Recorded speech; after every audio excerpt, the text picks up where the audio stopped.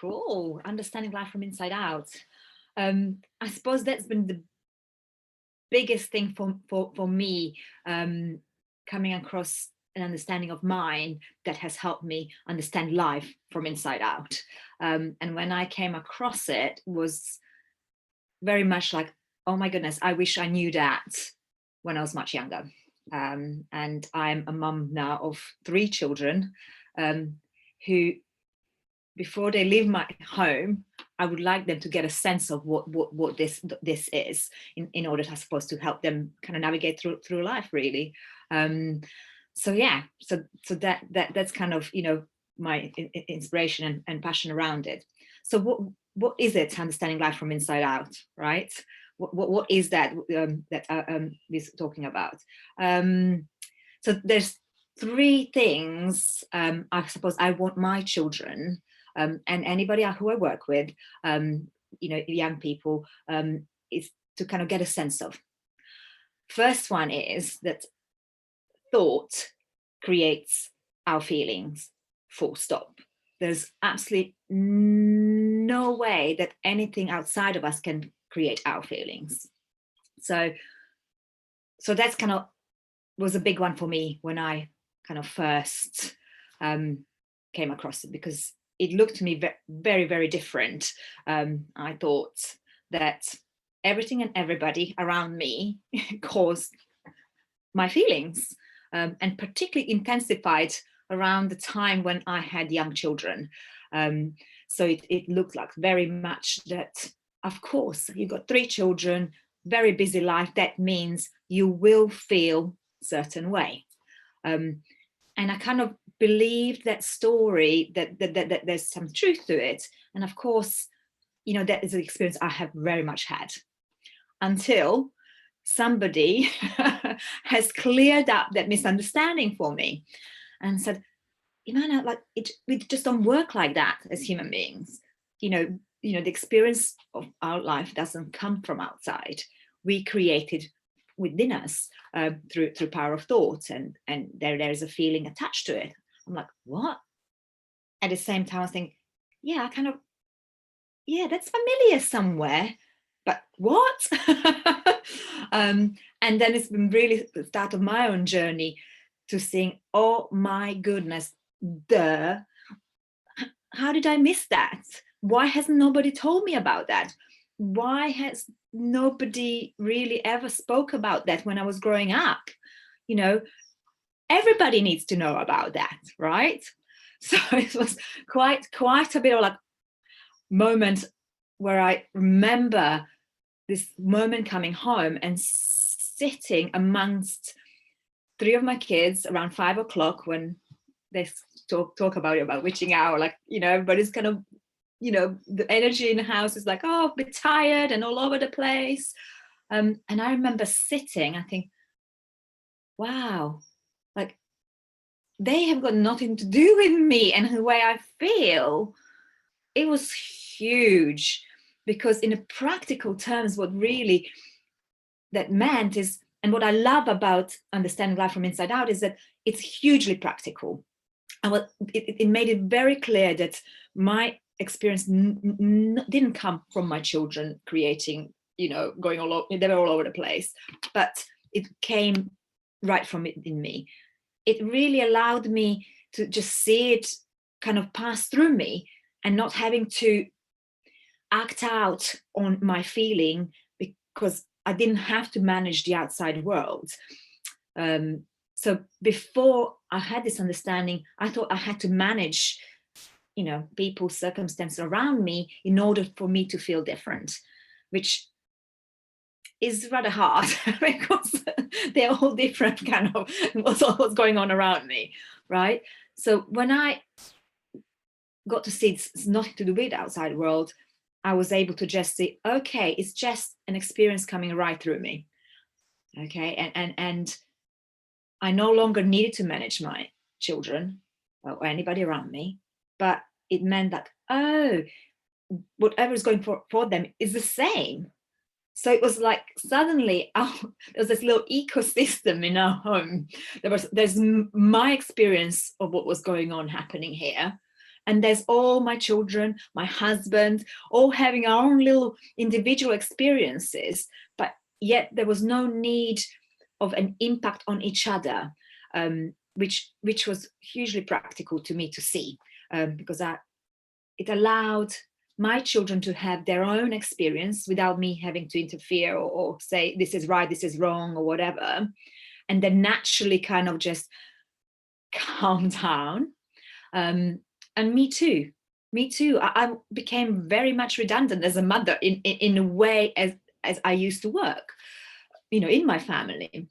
So, and I think that really rippled out in many other ways, where I navigate through what I do in my work, around amongst friends and friendships, around circumstances, what's happening in the world, for example, as well, or through my health, and in every kind of part of my life, I suppose. So that was kind of one of the biggest one. So I don't know, Anne, whether you wanted to ask questions around death, and there's a couple other points I want to make. Just how did it, when you say it rippled out into the other parts of your life, how do you mean, how did it do that exactly? So when I didn't have an understanding of how life works, how I create experience of my own experience from within, inside out, it looked to me, it was coming out at me. So therefore I would react to people, and therefore be showing up in a way that was all over the place, frankly. I mean, and as I would show up maybe angrily or dismissively or whatever way, would have also an impact in relationships with people, whether it's family, friendships, business, no matter what it was. But as I could see that the experience that I was having is just mine, there was a lot more openness to hear what was going on for other people, as well, and noticing that, of course, as I'm creating my experience, and at times when we get lost into thinking that there's something more than just experience itself, there's some sort of reality, we want to kind of do something about it. There's like something to do, and that, because that's for all of us, it meant that, of course, everybody else gets caught up in their own thinking, and that's all it's going on. That doesn't mean anything about anything at all. It's just, oh, okay, they're just caught up their thinking, and they think maybe a bit more to it than what it is. So it allows me to give other people space as well for them to have that experience without me having to take it personally at all, because it meant it was nothing to do with me, but just it was their own experience in the moment, which was really helpful, not to take things personally, because suddenly nothing needs to be taken personally, which is huge, I think. It is, and it's really important understanding, as you said, that other people are in their own reality, but they don't realize they are, just the same as you were before you had this understanding. And it makes a difference if you just leave them to have their own reality. That's what I've noticed. Yeah. How did your children change when you started not interfering with them and not taking it personally what they were doing? Wow.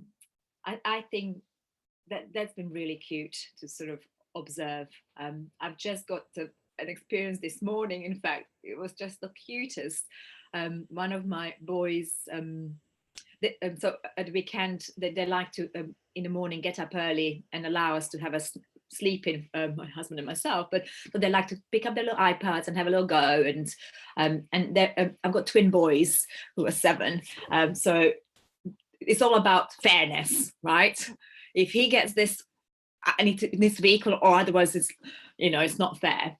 And this morning we have like a bit of time limit on their iPads, so that we don't have to think they're not overusing or whatever, because they lose themselves in on them, really. And I accidentally just, pressed the button. It was only 15 minutes instead of an hour. So the other one came, and I said, okay, there's your hour. And then they came back because Matthew had 15 minutes and then an hour, and then Daniel only had an hour. And I said, well, I need my 15 minutes now, kind of, mum. I said, okay, well, I suppose that's fair. Okay. And then Matthew he was like, I want some more as well. I was like, ooh, where do we go from that? I said, well, look, that would that be fair or not fair? And he just went, he said, in his own mind, he was, well, that's what somehow made it not fair, or couldn't see that clearly that wouldn't have been fair. And he was just getting caught up in his own thinking, like, and he could see the frown and unhappy and grumpiness.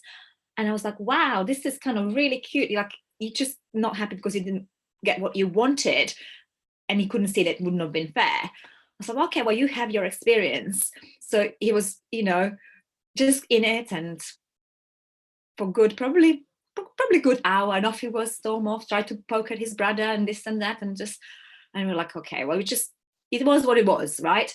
And an hour later, he comes downstairs, has a bit of breakfast, and then he's skipping and hopping and whatever. I was like, oh, that's so simple. Like, you had your experience. There was a space for us to just have your experience. And once that's passed, and he, and another thought, whatever came into his mind, and he got distracted, that was gone. And he was completely back to his natural self and happy. Kids are a great example, younger kids particularly, a great example of seeing the nature of thought at play. There is, I suppose, what I might know is that there is like energy behind the thought that gives us experience, and it's transient, and it never lasts forever. It will last however it lasts, and then it's gone. And then we are back to neutral and kind of our natural, happy self. And I love that. And I think we talk a lot about that at home. It's like, this is what happens. That's all it's ever happened. It's okay. So where I used to have worries around my children, what that might mean, how long are they going to stay, and what's the impact on their mental health, whatever. I didn't have to worry about, because I have understanding of, an inside out understanding of how life works. And that on practical level was, again, really helpful. So yes, my children go for full-blown experiences. So it's very colorful in our home with 3 of them.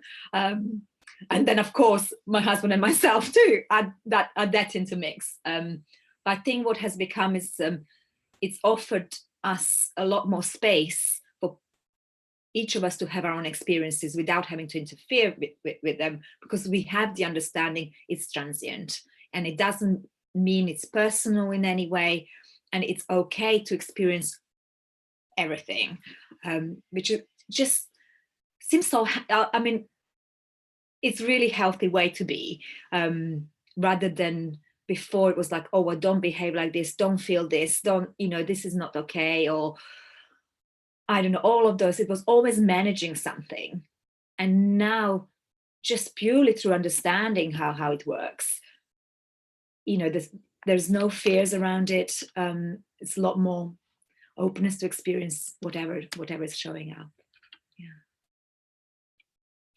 That sounds a lot more relaxing too, a lot less energy when you're trying to manage thoughts and feelings and behavior.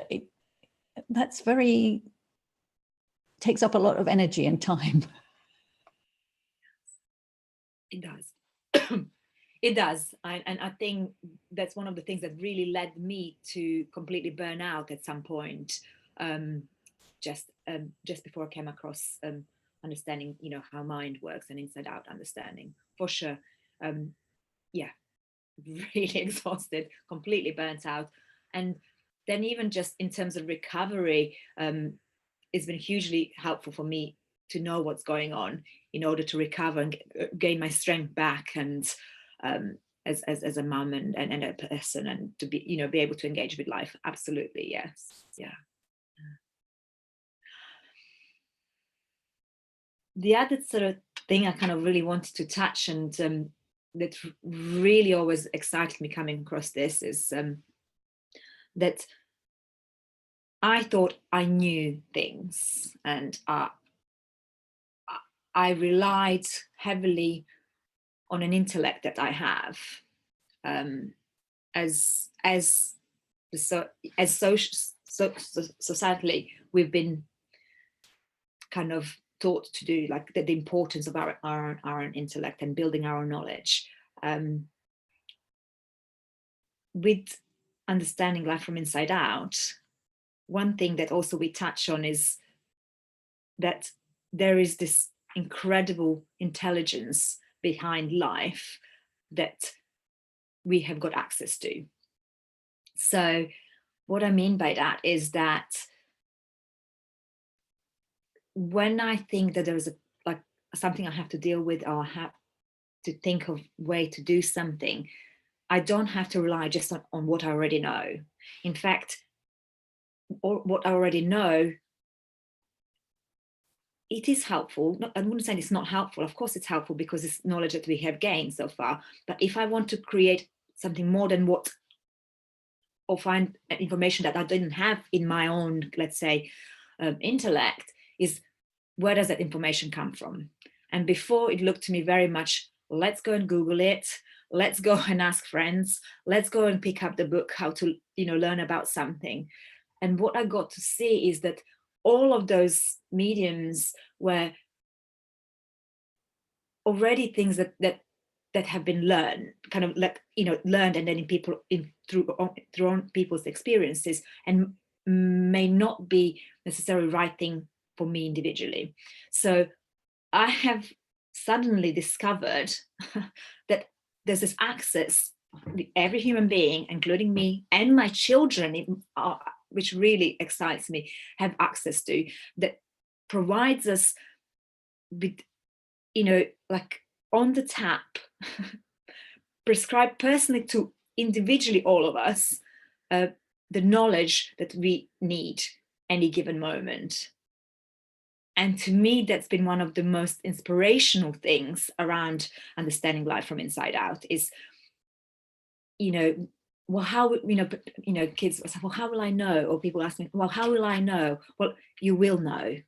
And so what I want my children and any young people that I work with is to get a sense of that, is that there's that knowing in them, and their inside guide that will give them information they need to know when they need to know it. And that's been really, really powerful. And just to sort of illustrate in terms of kind of how practical that has been as well, even to the young people as young as 7, as my twin boys are, and my daughter 11, is when we have conversations around, well, what mommy, how can I deal with this? It's such a tendency that we want to give advice, so save them the trouble, right? But what I'm starting to see, that I'm almost robbing them of the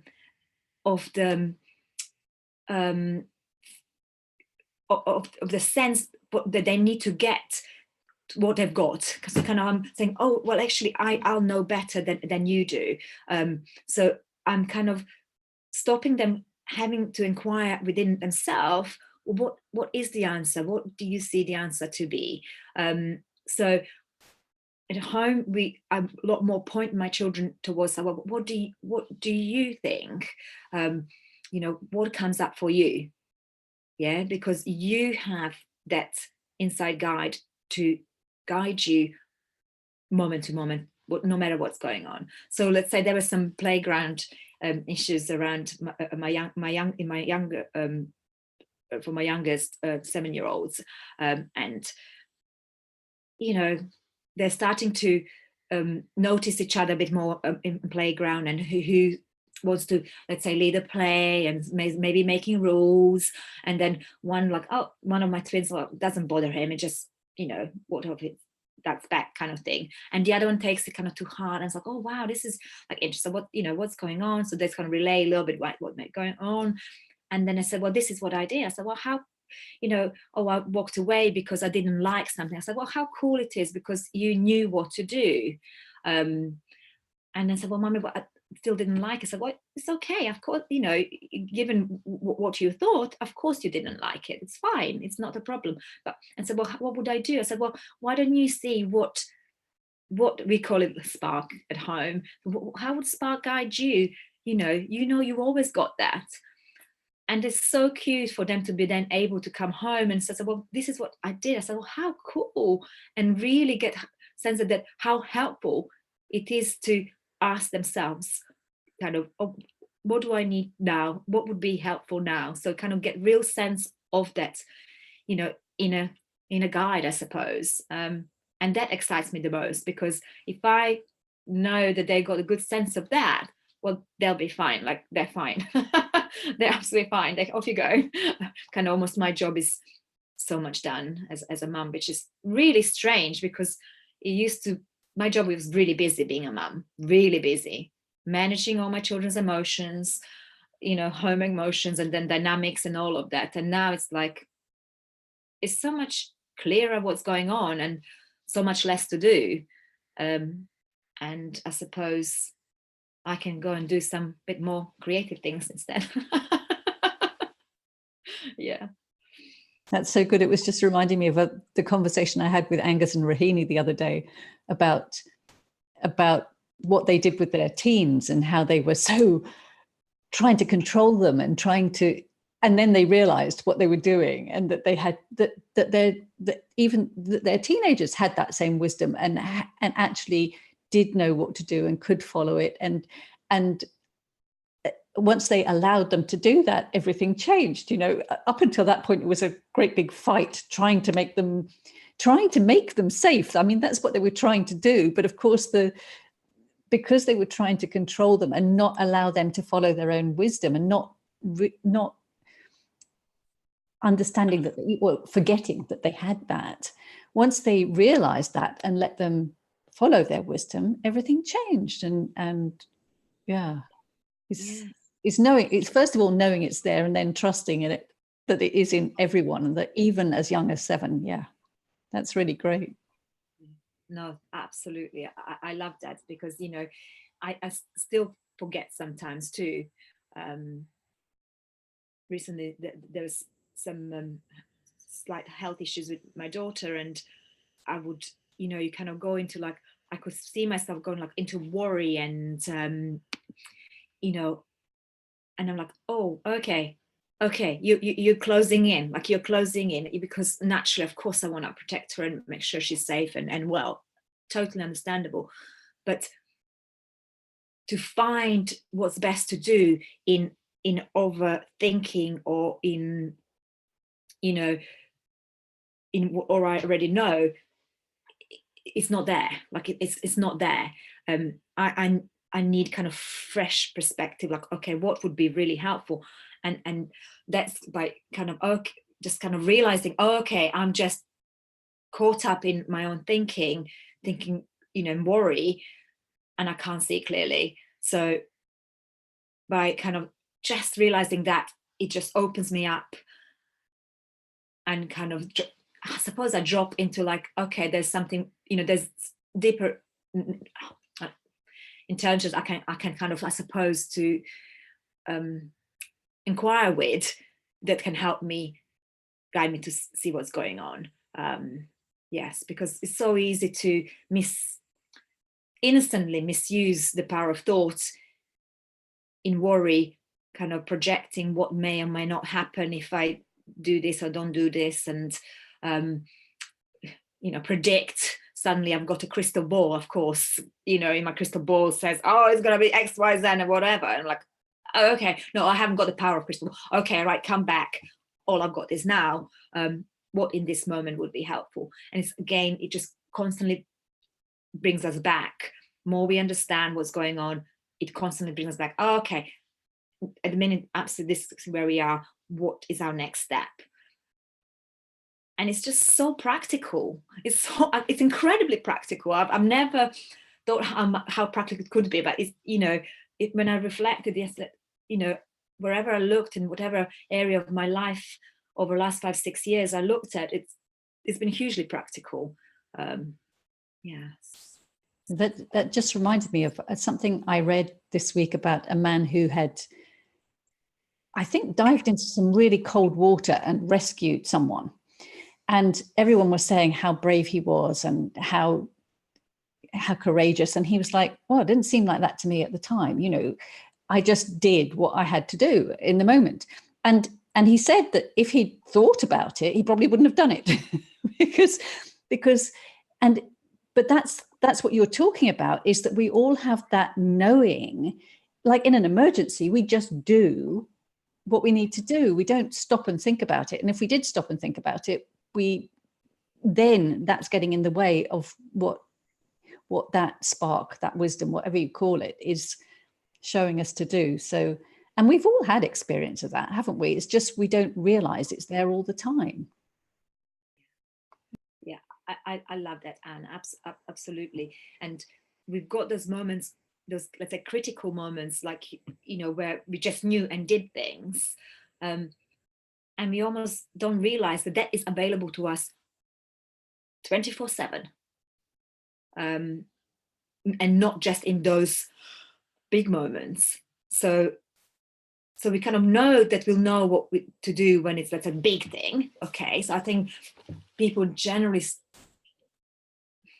you know, have experienced that in such a impactful way. But there's something that happens that I don't know why, but we don't seem to know that's available to us all the time. I noticed that I was really interested. You said you were closed down, but you noticed. I mean, that's the big thing, isn't it? It's noticing when you're not feeling comfortable, when you're struggling. That is just showing that you're not open to that. And you don't have to change it. It's just that, exactly as you said, as soon as you noticed it, you were like, oh yeah, that's there, that's still available. Yeah, absolutely. Because what you notice is what's going on. So that what I notice is, when, I suppose that's one of the third things that I want my kids to get sense of, is what is our compass? What lets us know that we are taking maybe our thinking seriously, versus, you know, being open to this, you know, intelligence coming right through us. That's the feeling. That is the feeling. And it's a feeling of like, oh, it feels like, you know, I'm trying to squeeze through the, small opening, or trying to squeeze the ball through the square. Or the other way around. I always get the English sayings wrong way around. My husband always laughs, but I think it's really funny. It's just trying to kind of squeeze through something when there's no need. When you realize, oh, you can actually just open up door. There's an open door next to me. So it's that sort of sense, kind of the feeling that we kind of get when we are kind of like overthinking is like, oh, very limiting. It's kind of, oh, I can't see through this. It's like kind of wearing, muddy glasses or some glasses, or you just can't see. I'm trying to see it. I can't see. Oh, my daughter was laughing the other day. I've got these. Can I show you? So these are these funny goggles, right? So like, I can't see you, Anne. I can't see you. It's so unclear. Oh, okay. Gosh, I forgot. This is all that's going on, kind of thing. And it's funny. And that kind of, it's not like I can change that. I mean, I can't change the way what's going on for me. But getting a sense that my feeling is a guide, my compass, when I notice that's what's going on, I don't know, something kind of happens, it just kind of pops us out of it. It's like bubble gets burst kind of thing. And then suddenly, okay, right, what shall I do? Okay, now I've got some new information that can help me. And I think that's really helpful as a guide. And the sense of, when we're open, there's particular feel to it, right? There's feel of ease, openness, I suppose, and clarity of seeing that there's nothing more going on but the the amount of thinking in a moment that might be getting in the way of me seeing anything clearly. And yeah, that's it. I know it's so crazily simple. That's like, I think, why have I not been taught that right from the beginning when I was a child or at school or whoever? So obviously, as a result of that, I'm out there sharing that with young people, and it's been absolutely privilege to see them realizing what's going on, and how even just the short programs, they can start making connection in their own lives in order to navigate through kind of the school system, through what's going on, and seeing that people around them, like adults, they all get caught up, and it doesn't mean that they are doing that on purpose. We just live in misunderstanding what's going on. So more understanding we have how life works from inside out. I think even just for one person, let's say a student versus having to, it doesn't have to be a teacher, it can be just a student, to just be able to see what's going on. Wow, how cool is that? We no longer have to react out of our feelings, which obviously gets us into trouble or leads us to a path that maybe we don't want or whatever. We're like, oh, okay, I've got choices here. I've got choices to not react to because it wouldn't make sense to react to it, because doesn't mean anything. It's just my thinking in a moment. It's been great to watch some of the students I worked with come back and say, wow, miss, I really, really hated this teacher. And then I realized that the thinking I had about that teacher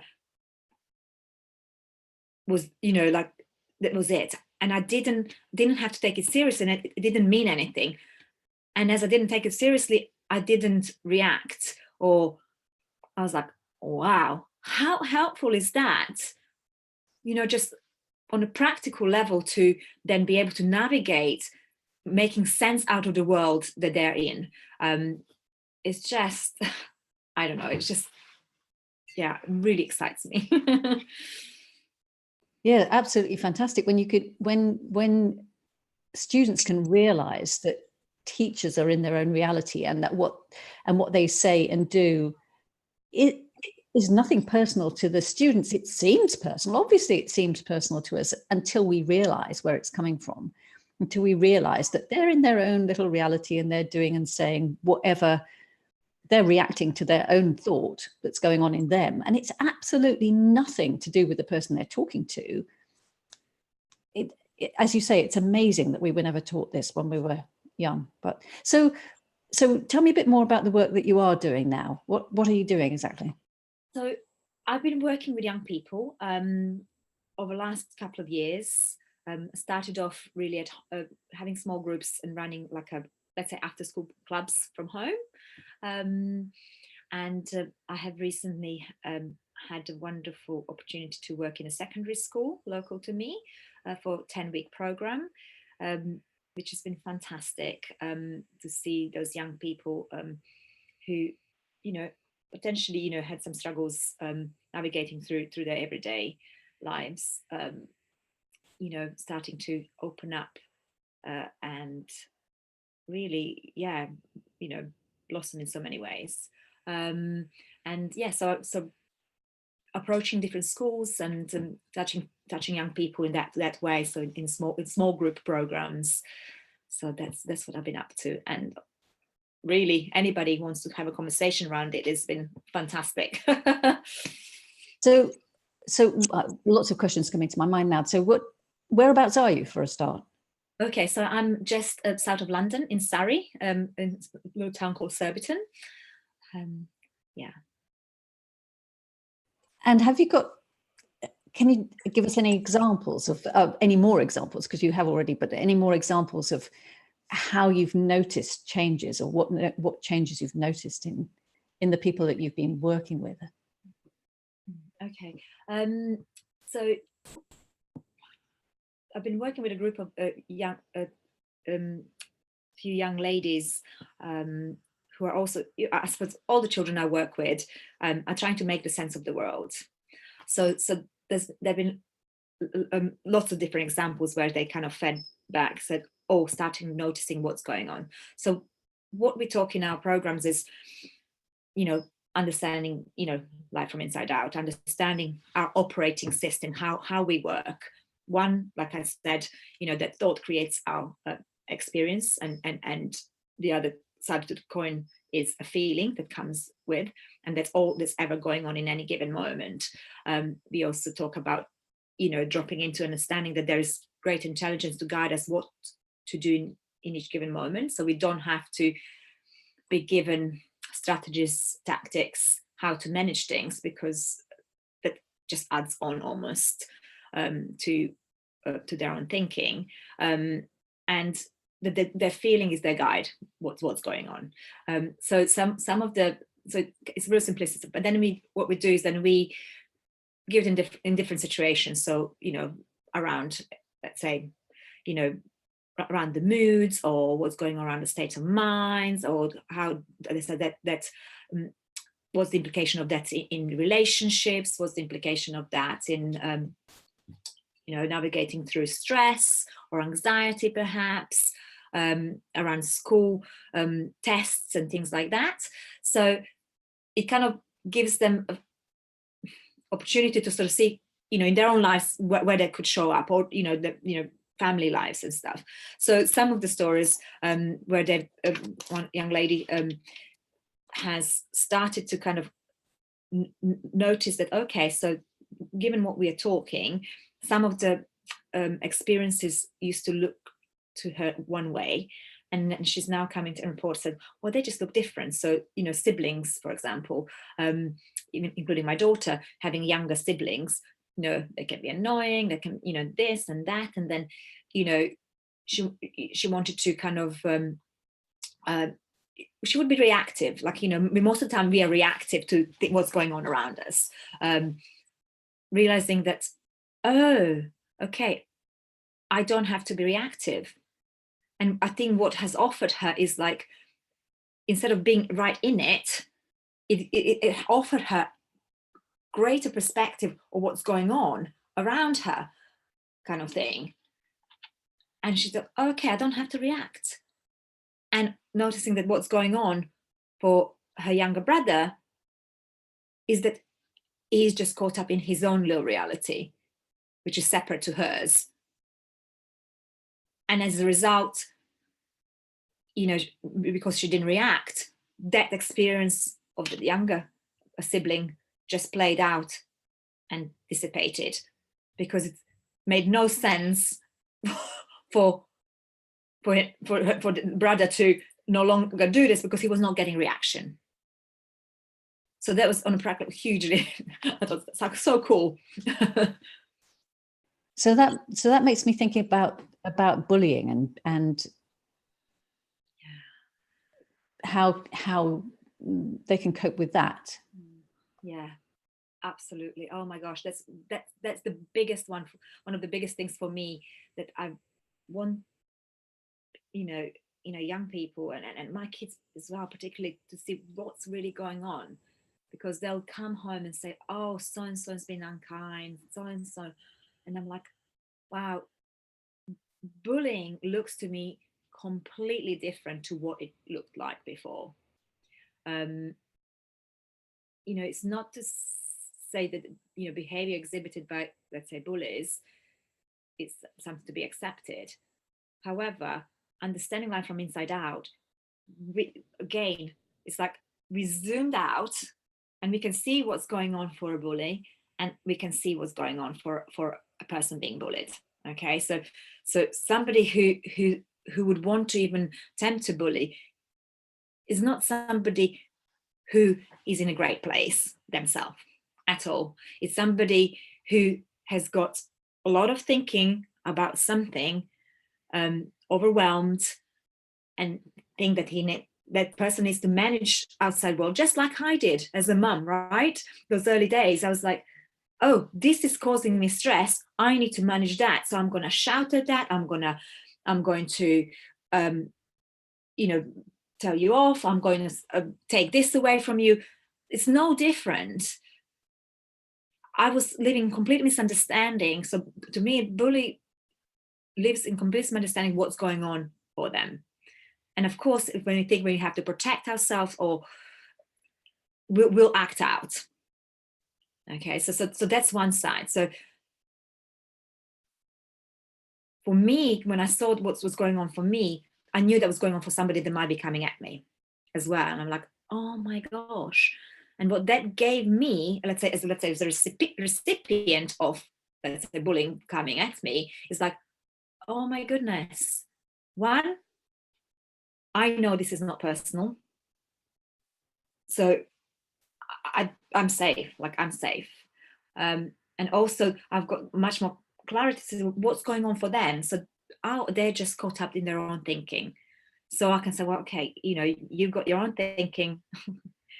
Off you go and have your own thinking. When it finishes, it'll be fine. And it doesn't say anything about that person in terms of like, you know, that's what they're going to be forever like. They're horrible. No, they're just like when I was overwhelmed, just caught up in their own thinking, taking it so seriously that they're acting out on it. So in practical terms, like, you know, for my children as well, or any child, let's say, maybe a recipient of it as well, is knowing that it is not personal. Understanding what's going on helps, not by trying, but just understanding that's all is going on. There's nothing more to that than that. And it's okay to say, like, yeah, well, I'm sorry that, you know, I don't need to be a recipient of this. And I understand that, you know, you're upset and whatever. But that's you and that's me. And there's, you know, there's nothing, there's no, you know, there's none of that. It's just kind of like, this is you, this is me. I'm safe here. You have your experience there, and kind of, yeah. And a lot more compassion, you know, when before, of course, I would have had to protect myself as a recipient of, let's say, bully, because I have understanding what's going on. I'm like, oh my gosh, like, what's going on for you, kind of thing. And I think something happens when you can sort of almost see beyond what external kind of behaviors or whatever is going on, you know, what's really going on. Yeah, so I think compassion comes to my mind, really, as a result of it. And almost like, I don't know, like, it's almost weird to say bullying as bullying. I don't know, almost doesn't exist in realm of understanding how life works from inside out. Yeah, the two things that just came to me. One is, what about if someone is bullying to the extent of being violent to you? It's easy to say I'm safe, but actually physically maybe you're not safe. No, I think that's a really good point. Absolutely. And I think that comes back to having understanding what's going on. So, okay, I can see what's going on. And of course, yeah, absolutely, your body is your body. You don't want it to be hurt, for sure. But I think is that understanding that we've got that intelligence, inner intelligence, to guide us what is the appropriate thing to do in that moment. And, you know, and there are those moments that we just mentioned earlier on. It's like, you knew you need to walk away. You knew you need to call on someone. You knew what to do to protect the physical body. Yeah, absolutely. Yeah. And the other thing was, how do you know that this bully is not a horrible person?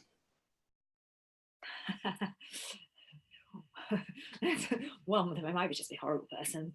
No, just kidding. Well, yeah. Look, given how each human being creates the reality through power of thought, and how serious, you know, how seriously we take our thinking, you know, it's like seeds. Like, you know, I think thoughts are like seeds. So we'll grow, you know, thought kind of grows our experience, and, you know, I suppose how we show up in the world potentially, right? And and that can look anything. And so like horrible, what is a horrible person? Like I'd say, like what is that?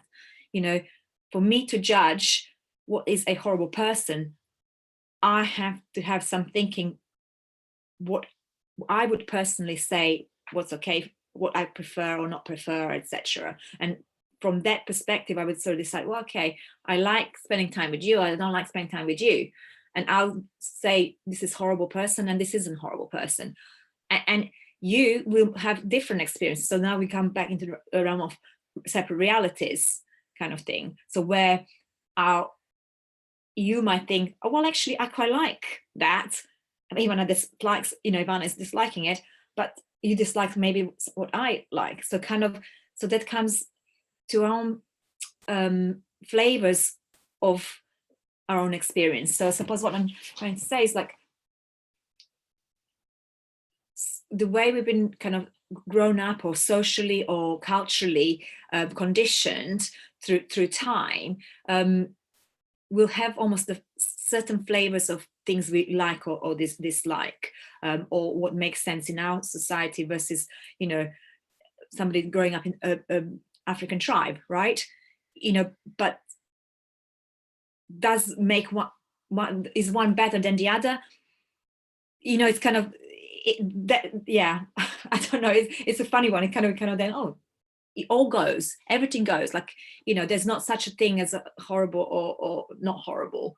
It's just the way they are. And it's almost like, how does that work for you? Like, the way I'm showing up in the world, how does that work for me? And I suppose having understanding of, of life from inside out, what it means is, oh, okay, well, this is not really, going very well for me. So I have got opportunities to, okay, I can create something else.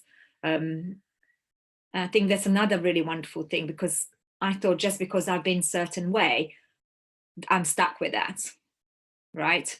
So I've been mean and, kind of shouty as and probably, and even when I was become mum, and I thought, oh gosh, I'm so shouty. I never want to be a shouty mum. What's that about, kind of thing? Really don't like it, but like that's all I seem to know. What's going on, kind of thing. So I could just accept I'm a shouty mum, right, and just live life that, and whatever. But more I understood what's going on, I said, oh, okay, I don't have to. I can create something else. And be different type, I can be different as well, that I might enjoy more, kind of thing. So what you're saying is that the behavior is not you, that you are not the behavior, that you're more than the behavior. So is that what you mean about the bully, that the bully is the behavior, which the bullying is the behavior, right? So the bullying isn't necessarily the person. Because I guess he wasn't a bully when she wasn't a bully when they were born. Right. Yeah. Yeah, absolutely. Yeah, we are not our thoughts, and we are not our experiences. Yeah, I think we are something a lot more than that. And I suppose it's, it comes back to that, okay, that deeper intelligence, I think, that is trying to come right through us. Yeah. So that spark, do you mean we are that spark inside? That is that? Yeah, it feels to me like, yes. I think that's kind of who we truly are, is, that wisdom, intelligence, and spark coming right, try to shine through. And what takes us away from that, or what kind of covers up that, is when we take thinking to be something more than what it is, i.e. just transient. And my kids, my daughter says they're like bubbles, like nothing. It's nothing. I think we take them we give it a lot more meaning than to what actually it is. And of course that kind of covers up who we truly are, kind of thing. That's how it feels. So I'm interested, are you using, because you said about the Spark, are you using the Spark program, or because there are programs in schools that are being used in schools, like the Spark program and the iHeart program and so on. And then there are people who are doing it just from the understanding and doing their own program. So I was just interested in which way you're doing that. Yeah, so no, I have, yeah, I do use Spark program.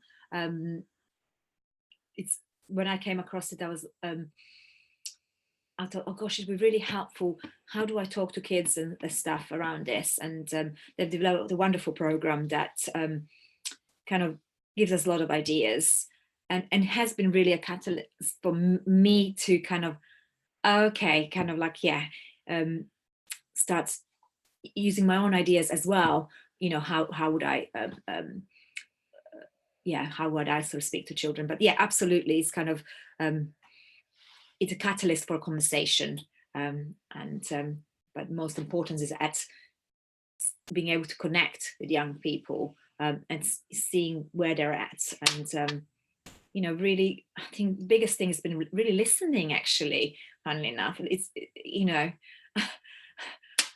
just in a way where understanding what's going on for my children when they, let's say, go through a storm, or I'm going through the thought storm, is presence, is that listening, but not like actively, like just being there, allowing that experience to come through. So it's the same. So when I connect with young people, is being able to sit there and then being able to almost get it out. It's kind of like rice comes through them, and then like, oh, okay. It's almost kind of, there's hardly ever room in our society to have our own experiences, because it's never right time, it's not appropriate place, etc., etc., etc. So quite often that's all is kind of required, is just allowing for everybody to have their own experiences without judgment, or yeah, which is kind of in itself is kind of, again, it's natural. It's kind of natural, kind of naturally, kind of then we come back to ourselves. I did kind of, suppose that's, you know, home. It's like home. It feels like home, like a little house, home. And then from home we take little roads out as we have little experiences, and then realize, oh, okay, yeah, gone too far. I want to come home. I always think like going on a holiday, you know, right? So kind of, oh gosh, I really need to go on a holiday. So you go on a holiday and you have an experience, and you know, or whatever you do, and then by the end of it, you think, oh god, I'm really ready to come home. And it kind of is a little bit like that, you know. And that doesn't mean like just an experience of having to be like horrible experiences in any way, but any experience, even an exciting experience, right, of excitement, and you know, going to, I don't know, to adventure park of sorts, you know, oh, exciting, all excitement, and at the end of the day, oh, I'm so ready to go home, kind of thing. Is that it's always there's we always want to come home, kind of thing. It's like, yeah, let's go and have this experiences, and let's come home for rest. I don't know. It's funny. I think that's really, what you're saying is really important. It just reminded me of Sydney Banks saying that if we weren't afraid of our experiences, then that would change the world. Because, and for students particularly to understand that both parents and schools up till now have been taught to do exactly what you were doing when you were first a parent, trying to control and trying to keep children safe and trying their best to do their best for children, but not allowing them to have their experiences. And you shouldn't be feeling this, and you shouldn't be doing that, and you shouldn't, as you were doing initially. But so it's really important that what you're doing, going into schools and allowing the students to know that actually their experiences are okay, and it is okay for them to have them, and they do have the wisdom behind that to navigate, to know which way to go, and they don't need someone to say, you must do it this way and you mustn't do it that way. And yeah, so I think in that, what you say, absolutely, because there's what I want to highlight, I suppose, there's, it, like how body, let's say if we have a cut, okay, it will heal itself, it's going to come back to itself, kind of. It's no different for our mental state. There's a natural intelligence at work that heals itself almost. So, and to me, that looks like is when we don't allow ourselves to experience things, and that doesn't mean having to act out on it, but just allowing the feeling of experience to be had. And instead we are saying, oh, well, this is not right, I need to suppress and whatever. It's like kind of, it's by allowing each experience in ourselves, is in comfort, knowing it's okay, like not being afraid of our experiences. There's a natural kind of, reset button that happens, that we don't have to do anything about it. And I suppose what you're sort of pointing out, that up till now we've been taught that, this is what the way it looks like.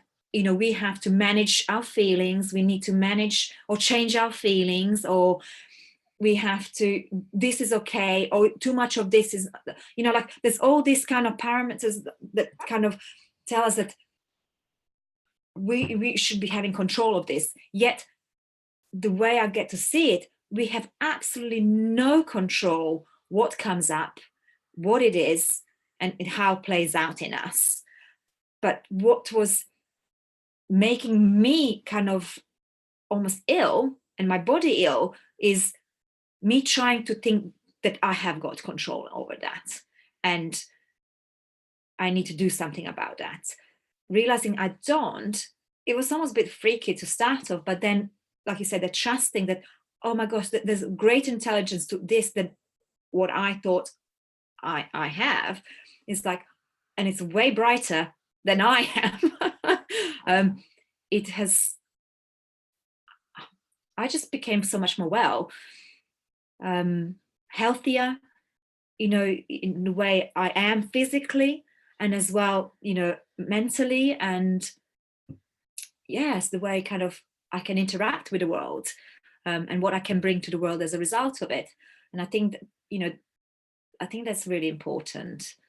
Yes. Yeah, and I've been really interested in hearing, looking at what they've been doing in the Finnish schools in Finland, where they've stopped taking control of the, not that they don't, that they've stopped taking control of what children should learn and when they should learn it, and stop trying to make them have homework and make them work at these times, and have allowed children to have their experiences and to enjoy life and to enjoy learning, and have had so much better results, surprisingly. Right. It's almost like, in some ways our education system is based on our historical way we have been as human beings. And I think, all of this has been part of our evolution in order to evolve, like, not to say that our school system hasn't been great, to the point, absolutely, and has got us to where we are without any doubt. And it's now almost like it feels like it's breaking at every seam, and we are trying to plaster here, but plaster glue. It's almost like you want to kind of see it like explode. Okay, let's, like knocking the Legos. My kids used to go, oh no, they knocked my Legos. I said, wonderful, you can rebuild something new. It's kind of that. It's like, okay, like this is not working. Really, it's not working. Our children are feeling under huge pressure, having to learn in a way that I'm not sure it serves them the best any longer. How could they learn? And then I think there's been a lot more boom in homeschooling, and even unschooling. I heard this recently, and speaking to a couple of people who I'm not going to say names because I don't know where they're at with it, looking to open up a new school, with at its base having the understanding life from inside out. How would that look like, growing, educating children from that perspective and how that fits into the system that we are, you know, here at the minute. So to me, that it's amazing, you know, because we can't stop evolution. And I think understanding how we work and how life works from inside out, I think it's going to be of huge help for us as human beings to have that next step up in our evolution, I suppose. And I get so excited about it. Like, I'm like, oh my God, I wonder what it's gonna look like. You know, those movies that we have watched over time, like you know, that they're quite futuristic and stuff. And every so often you think, God, this is reality now, right? And it's almost those filmmakers, you know, it's coming through them, like this ideas and stuff. Where does that come from? And now, like, things become reality, and that was completely not reality at the time, and not even remotely possible. And now it's like, oh, we are doing this, we have got this, and it's like, wow, how cool is that? So I think that's really exciting. So it's for me, you know, when we kind of go down road and we've fallen into, let's say, mental sickness, you know, through misunderstanding how life works, I think having an inside out understanding can really help us come back to the point where we are healthy. And from that we can also, like, cut, you know, it's like, it's so vast, what it can do for you know, our humanity, and, you know, our young people, and us as grown-ups too, right? It's really incredible. So I'll stop, Anne, I'll stop. Yeah, that's a beautiful place to stop. Thank you so much, Ivana. That's been really, really lovely. Really lovely. So if anyone has any questions to ask, they can post them underneath the video, and Ivana will answer them. And if you'd like to get in touch with Ivana or know any more about her, the links will also be underneath the video. So thanks so much, Ivana, and I'll see you again soon. Thank you so much, Anne. Thank you. Bye. Okay. Bye.